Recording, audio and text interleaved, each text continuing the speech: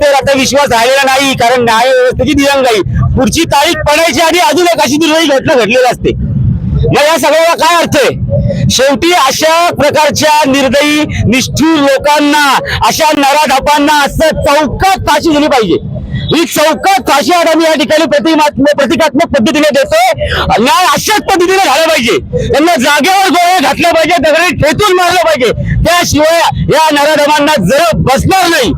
जर महाराष्ट्रात अशा शिवछत्रपतींचा महाराष्ट्र आहे, इथे त्यांनी चौरंग केला होता अशा पद्धतीने मुलींवरती वाईट टाकणाऱ्या लोकांचा काय आदर्श घेऊन बसतोय आपण? प्रत्येक वेळेस हे सरकार मागची कोर्टात कुठली केस दाखल झाली, पुढच्या तारीख पडण्याची असा गुन्हा घडलेला असतो.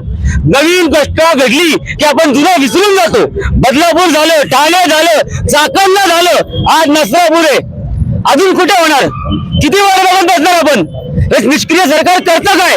जर आमच्या मुली या ठिकाणी सुरक्षित नसतील तर हे कायदे काय कामाचे आहेत? मग जर उद्या आम्हाला कायदा हातात घ्यायला लागला, अशा नराधमांना जर 7-7, 8-8 वर्ष लागत असतील फाशी मिळायला, त्यांना मृत्यूदंड व्हायला, तर कायदा आम्हाला हातात घ्यावा लागेल. एवढं आम्हाला सांगायचंय. हा राजक येऊन देऊ नका.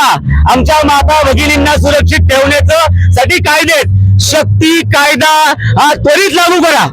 शक्ती कायद्याला साठी जे त्यांच्या हाताला लाखो बसले, विधानसभेतले जे आमदार आहेत ना, त्यांच्या हाताला लाखो बसलेत. त्यांना बाकीच्या सगळ्या गोष्टी दिसतात, पण त्या आमच्या आई बहिणींवर, लहान मुलींवर अत्याचार होणार शक्ती कायदा अजूनपर्यंत त्यांच्या संमत करता येत नाहीये.